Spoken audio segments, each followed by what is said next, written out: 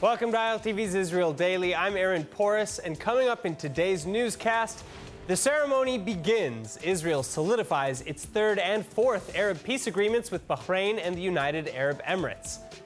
Justice is delivered as sentencing is handed down in the tragic Dwabsha arson and murder trial. And finally, are you a superhero in tune with the magnetic pull of the earth? Well, Israeli researchers believe that if so, you may be benefiting from some very helpful bacteria.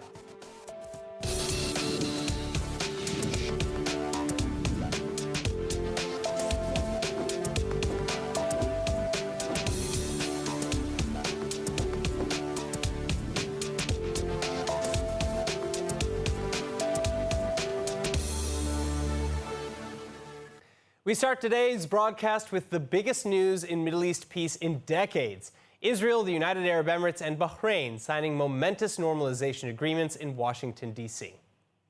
Starting at 7 p.m. local Israel time, the long-awaited signing ceremony, hosted by the Trump White House, kicked off. Israel, for the third and fourth time since its founding, signing full peace agreements with two more Arab states, the United Arab Emirates and Bahrain. And apparently holding drafts of the yet unpublished deals, Israeli Prime Minister Benjamin Netanyahu is saying that this momentous occasion marks a successful end to years and years of work. זו תפנית עצומה בתולדות ישראל, גם בתולדות המזרח התיכון, ותהיה לזה השפעה אדירה וחיובית על כל אזרחי ישראל. אני גם מבטיח לכם, לפי מה שאני רואה כאן, שעוד מדינות בדרך. History in the making, then. Hundreds of guests arrived at the White House for the ceremony, including American and European diplomats, the foreign ministers from Bahrain and the Emirates, and all their respective delegation members. In spite of the size of the gathering, though, face coverings and social distancing orders were only suggested and not necessarily required. Many Israelis criticizing the irony that the Prime Minister and other heads of state would travel overseas and violate their own health orders while the country prepares for a second lockdown. Look, peace is always great, and peace is fine, but this is a country that we were on good terms with in any case. And, I don't see why we need to go and sign a peace treaty when we're experiencing such a deep crisis in this state. And the first priority should be what's happening here.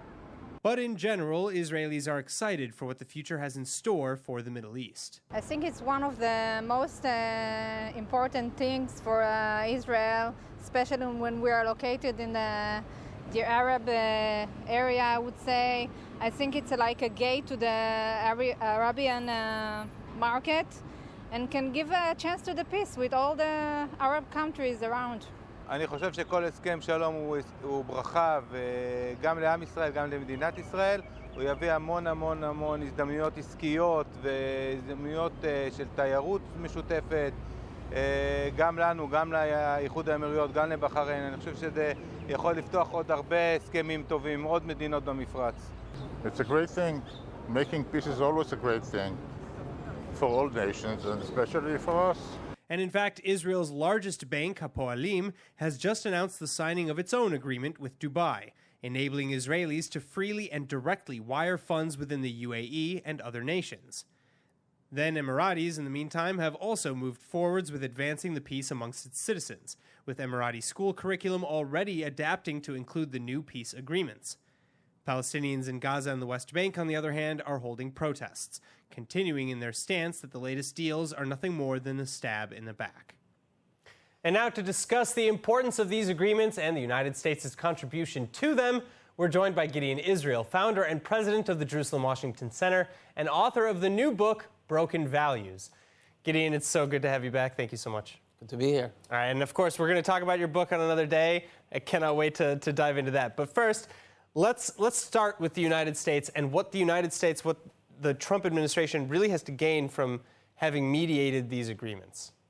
Well, I think it's important to mention that these agreements are happening because of Iran, but also because of the Trump factor and because of, I think, how the Arabs and the Arab states perceive Trump.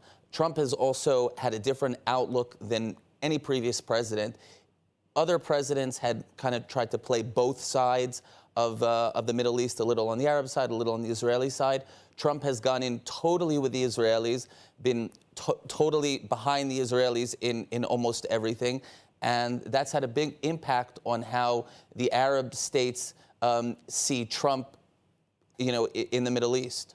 All right, well, so, in what way will this benefit the Trump administration? Again, we're coming up on the elections. Is this something that's really going to play in his favor on the campaign trail, or is this maybe something that most Americans are kind of ignoring? Well, I think it helps the Trump administration in two ways. First of all, on the campaign, there is the aspect that Trump was affected by the coronavirus, whether he handled it well or not. His image has taken a hit, and not a big hit, but 2 or 3% is enough to swing an election. So when you're trying to get those voters who are still undecided, and you put a Middle East peace ceremony 2 months before the election, that kind of says to them, hey, there's a serious leader here. And if they thought he had done a bad job on the coronavirus, or they weren't sure, this sort of adds to their considerations. And when you're playing a game of nickels and pennies, you're trying to get another 10,000 votes in important swing states. It's very important. Now the second thing is this peace agreement. We don't know the details, right? But this peace agreement potentially helps, allow Israel to have maybe some of their military in the area of the Emirates, especially for a future strike on Iran. And thus having this peace agreement is also important for the United States, since I don't think the United States expects to shoulder the whole burden of an attack on Iran. Well, you touched on two things here. First of all, you touched on, the arms, the gaining of military arms, and I want to come back to that in a second. But first of all, Israel and the United Arab Emirates have been in talks. Really, Israel and many Arab states have been in talks for peace agreements for years and years. Why is it only happening now with Trump? As you said, maybe it's the Trump effect, as opposed to under Obama or another presidency. Well, I think the Arab states, the Muslim states, see Trump as a strong man and someone who is committed to doing what he says. So when he says to Iran, don't mess with us, when he says to all the Arab states, you're gonna accept Israel in the Middle East because they are a force for good, when he drops what was called the mother of all bombs on Afghanistan, they realize this guy is serious, and if they have to take a side, they're gonna take the United States side.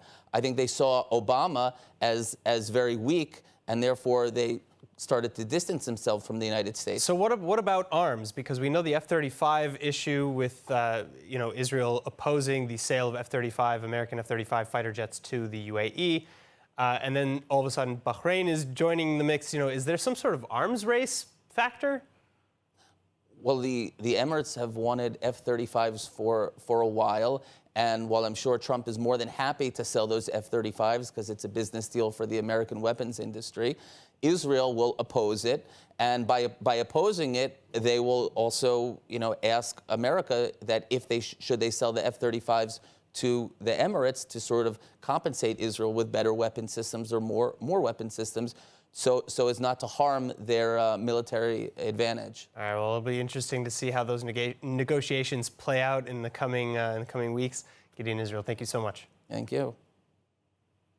In other news, another day, another record spike in coronavirus infections. And this as Israel barrels towards a 3-week-long lockdown. Nittany Manson reports. Rising now to a solid 10% infection rate, Israel confirmed on Tuesday nearly 5,000 coronavirus infections overnight, this bringing the total active number of patients to over 40,689. With COVID czar Professor Roni Gamzu saying the number of carriers is likely much higher than we know. The death toll, meanwhile, also rising again to a terrible 1,141. And this as we prepare to enter 3 weeks of nationwide lockdowns over the coming Jewish high holidays, making Israel the first nation on earth to adopt such measures twice.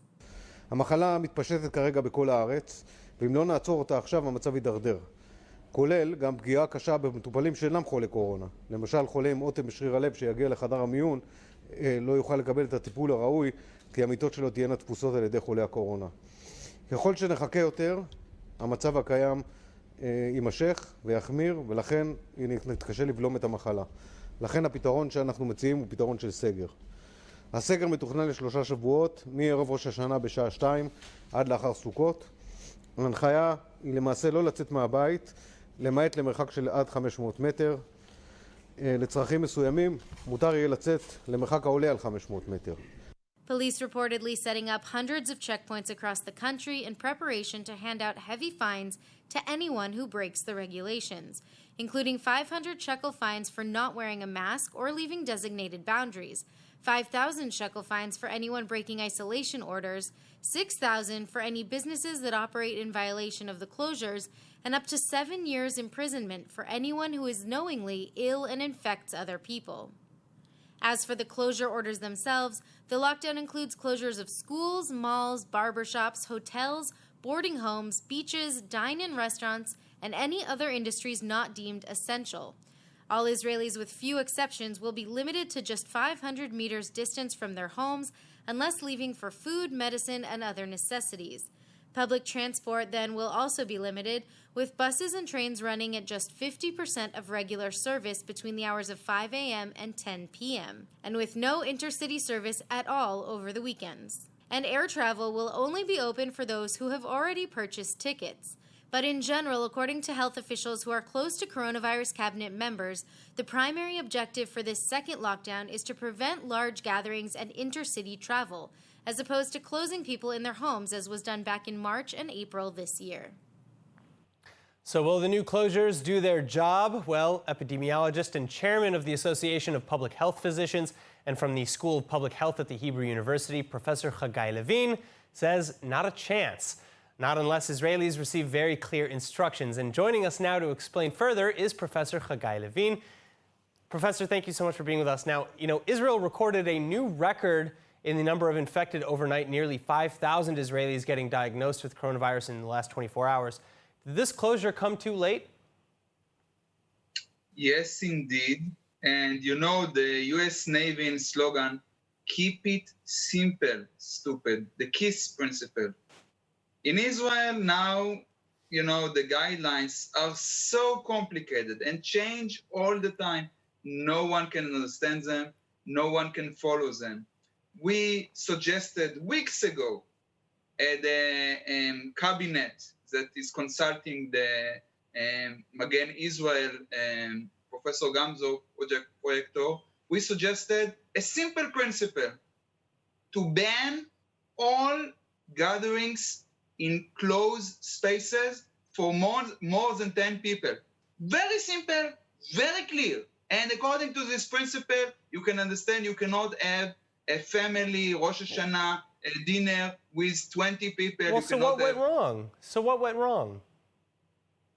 Because because we do have those types of regulations still. We still have restrictions on the size of gatherings indoor and outdoor. Well, we did not enforce them. We were running for weeks. We did not do nothing. While in weddings there are hundreds of people, including mayors and deputy minister, coming to weddings, and that's insane. That's a crime during a pandemic to hold this kind of gathering, and the government and the police did nothing about this serious event. So, but is this, is this on the police to enforce, or is it on the public to understand and maybe follow before it gets to the point of enforcement?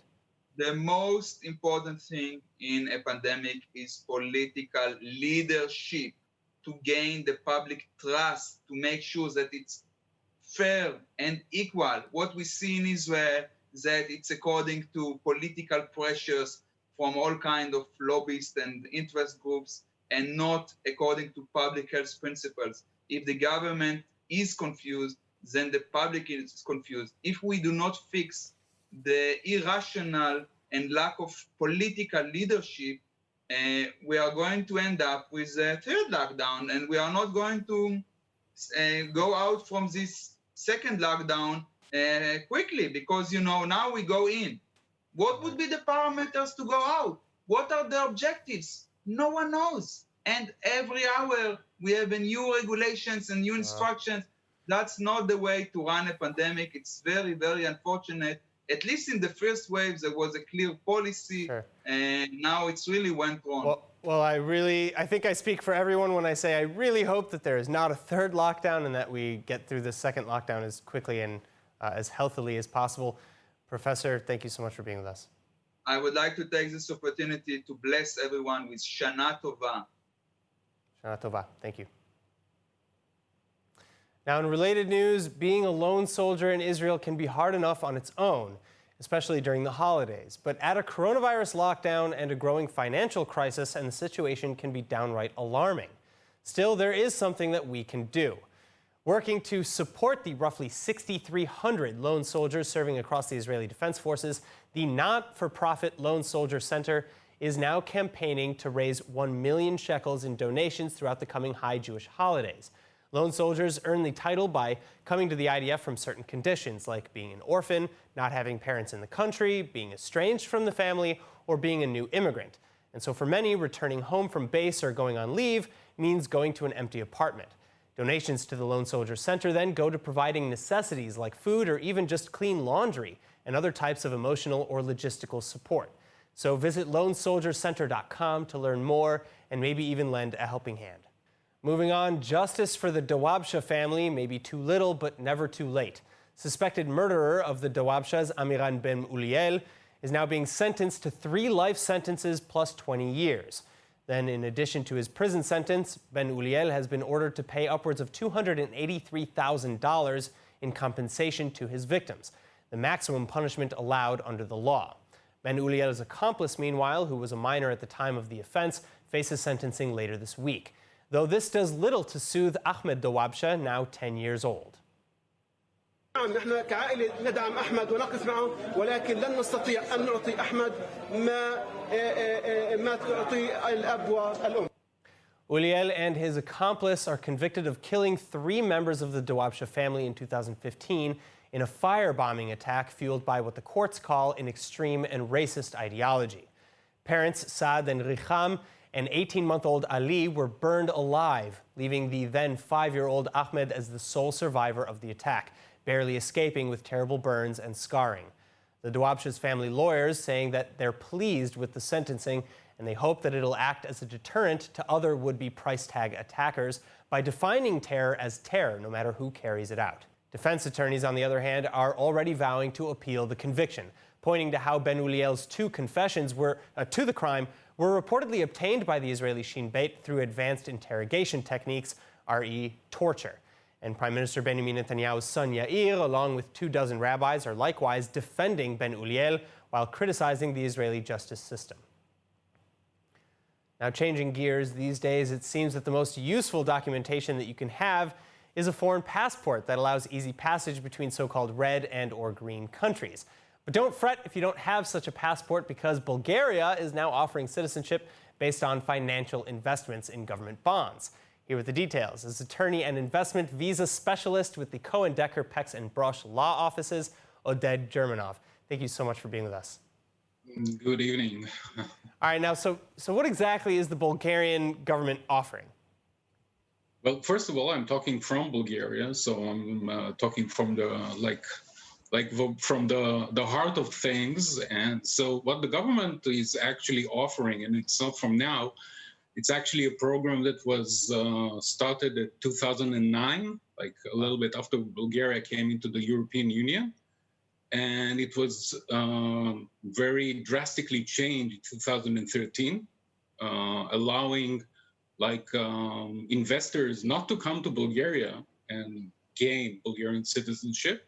So what the Bulgarian citizenship by the government offers is to buy bonds of the Bulgarian government, to hold them for 5 years, which is the regular procedure. And after 5 years, you get a citizenship. Wow. But there is also a fast track, which you can do it in 2 years, depends on your investment. And the level of investment varies from $500,000 euros up to 1 million euros. Oh, wow. All right, well, so what is Bulgaria gaining from this, that they're offering this deal? I think €1 million per investor is quite okay, although you get it back, you just give a loan to the Bulgarian government from 2 years up to 5 years. The interest goes to the government.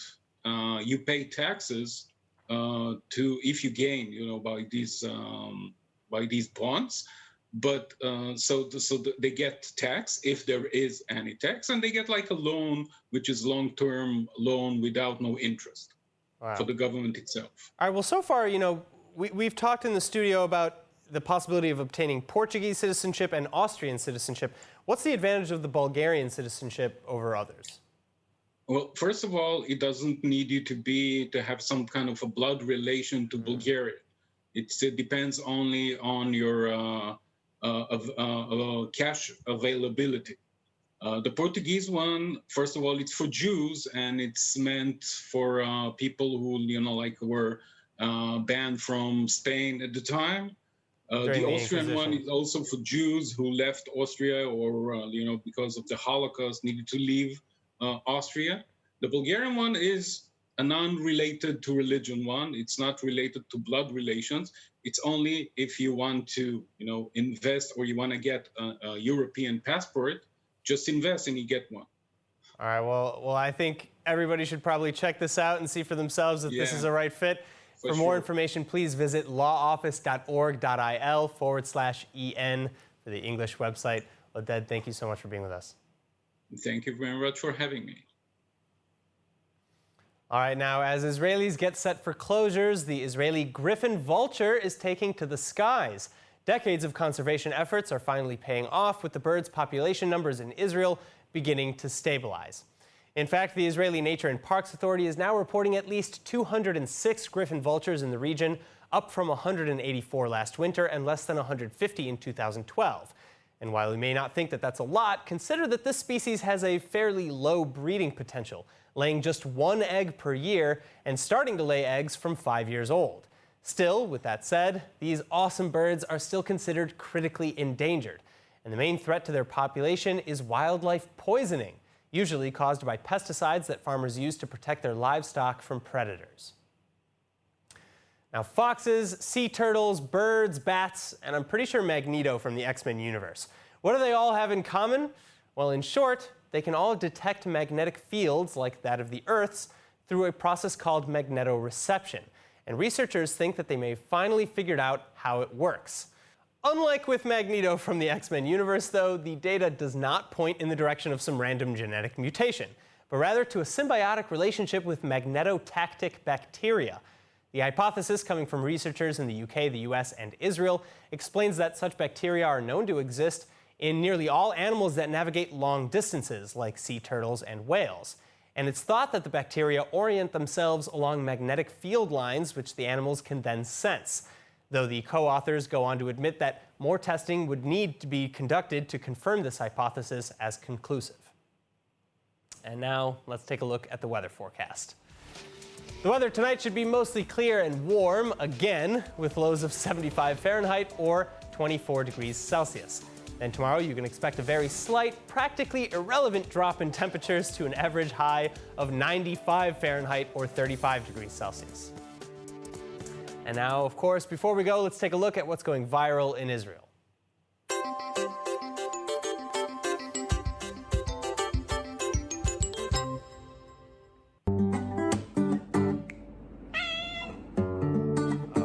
That's a very musical kitty. Love the variation in tone there. I mean, he's really jamming. That's how you have fun with your cats, I guess. All right, that is it for today's news. Today's exchange rate is 3.42 shekels to the American dollar and 2.6 shekels to the Canadian dollar. For more news from ILTV, please like ILTV on Facebook, follow us on Instagram, and subscribe to our YouTube and Roku TV pages. I'm Aaron Porras. Thank you so much for watching.